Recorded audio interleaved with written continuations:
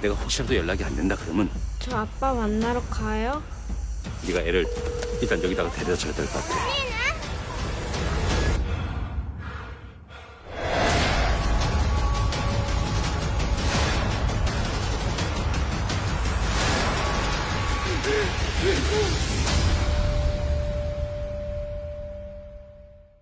창복과 태희는 함께 시골 장터에서 계란을 파는 계란장수입니다. 이들은 무척 순박하고 또 선량해 보입니다. 그런데 계란장수였던 이들에게는 한 가지 직업이 더 있었습니다. 바로 범죄 조직의 청소부였죠. 범죄 조직이 살인을 저지르면 그 시체를 처리해 주는 것입니다. 어느 날 범죄 조직에서는 그들에게 어린 여자아이를 한 명 맡아달라는 의뢰를 합니다. 유괴한 아이의 몸값을 받아야 하는데 부모가 몸값을 깎으려 하자 며칠만 아이를 데리고 있으라고 한 것이죠.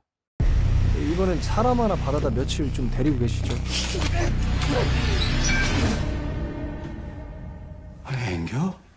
맡아달라고 하는 사람이? 내키지 않았지만 이들은 어쩔 수 없이 이 일에 착수하게 됩니다. 그런데 최초의 이를 의뢰했던 자가 죽게 되고 이들은 직접 아이의 몸값을 받아내겠다고 위험한 짓을 감행하게 됩니다. 그리고 예기치 못한 사건에 휘말리게 되면서 이야기는 절정을 향해 치닫게 되죠.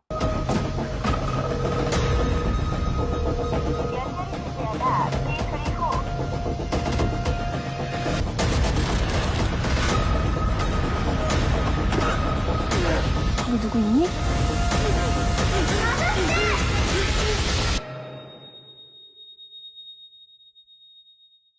이 영화는 범죄물인데요.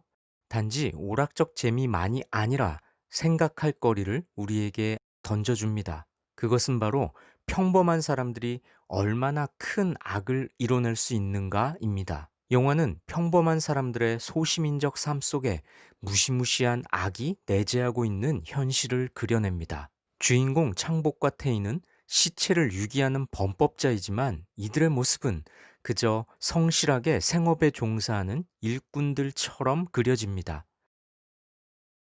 두 캐릭터가 가지는 직업을 결정할 때 캐릭터들이 가진 도덕적인 기준으로는 무리가 없지만 우리가 볼 때는 범죄인 직업을 주고 싶었어요. 자신들이 범죄를 저지르고 있다는 생각을 안 하는 것처럼 보이기도 하죠.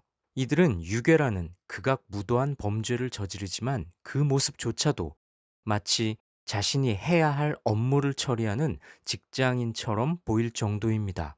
범죄에 가담한 다른 악한들을 대하는 태도도 너무나 공손하고 예의 바르죠. 마치 협력업체 직원을 대하는 직장인 같습니다. 어제 그 아이에 관련된 사항은 어느 분께 인수인계가 되셨을까요?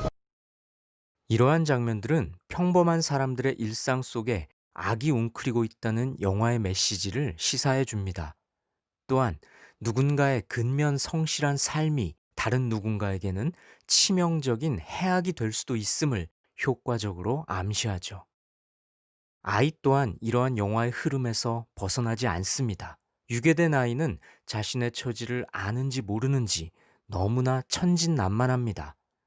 너 자꾸 그렇게 웃으면서 찍으면은 너네 엄마 아빠가 여기서 그냥 살라 그러겠다. 최대한 슬퍼야 된대. 자, 아우 슬프다. 자. 하지만 그 순수해 보이는 아이조차도 어른들의 악으로부터 자유롭지 못하게 됩니다.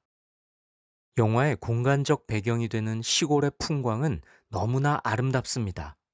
그런데 이 아름다운 곳에서 끔찍한 일들이 벌어진다는 아이러니함은 선함 속에 내재된 악함이라는 영화의 메시지와 조응하게 됩니다. 이 영화의 정서는 철학자 한나 아렌트가 제기한 악의 평범성이라는 개념을 떠올리게 합니다. 악의 평범성이란 나치에 의한 유대인 학살이 포악한 악인이 아니라 상부의 명령에 순응한 지극히 평범한 사람들에 의해 자행되었음을 말하는 개념입니다. 히틀러의 직속부하였던 아이히만은 유대인 말살 과정의 총책임자였는데요. 사람들은 그가 광기에 사로잡힌 악인일 거라고 생각했었습니다. 하지만 나치 전범으로 체포된 그를 재판하는 과정에서 그가 지극히 평범하고 심지어 가정적인 사람이라는 것이 드러난 것이죠.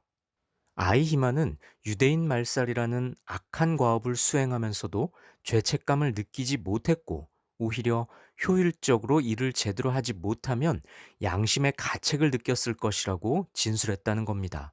악의 평범성이라는 개념은 평범한 사람 그 누구도 옳고 그름을 따지지 않은 채 악행에 가담할 수 있음을 알게 합니다. 의도하지 않았더라도 그가 수행한 일들은 악을 이루게 되는 것이죠. 심지어 성실하기까지 하다면 그 악행은 더욱 동력을 얻게 될 겁니다. 그런데 성경에서도 이런 악의 평범성을 찾아볼 수 있습니다. 예수께서 재판에 회부되자 로마 총독 빌라도는 자기 수하에 있는 군사들에게 예수를 십자가형에 처하도록 명령합니다. 그는 예수님이 죄가 없다는 걸 모르지 않았습니다.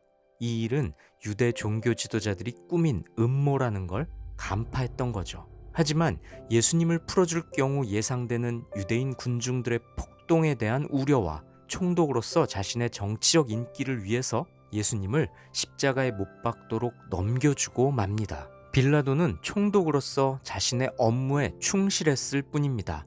성실하게 자기 할 일을 한 것이죠. 하지만 그의 처신은 결국 엄청난 죄악을 낳을 뿐이었습니다. 군사들은 어땠을까요?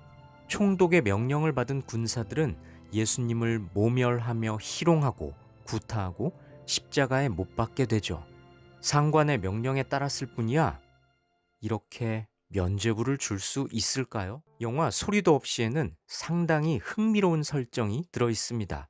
주인공이 기독교 신앙인이라는 것이죠. 그는 성경 구절을 인용한 듯한 말을 자주 쓰고 다른 생각이 들어도 열심히 참고 나에게 주어진 일에 감사해야지. 현재 사망 중에 계시거든요. 성품도 온유해 보입니다. 우리 주변에서 흔히 볼 수 있는 독실한 기독교 신자의 모습 같기도 하죠. 오늘날 기독교인들은 어떨까요? 시민사회 일원으로서 성실하게 맡은 일들을 열심히 감당하며 살고 있지만 혹시 그 삶의 결과물들이 누군가에게는 치명적인 악행이 되지는 않을까요? 아니, 우리 주 하나님이 보시기엔 어떨까요? 영화 소리도 없이는 지극히 평범한 우리네 삶의 내재에 있는 악의 근원을 돌아보게 합니다. 영화로 있는 성경 이야기입니다.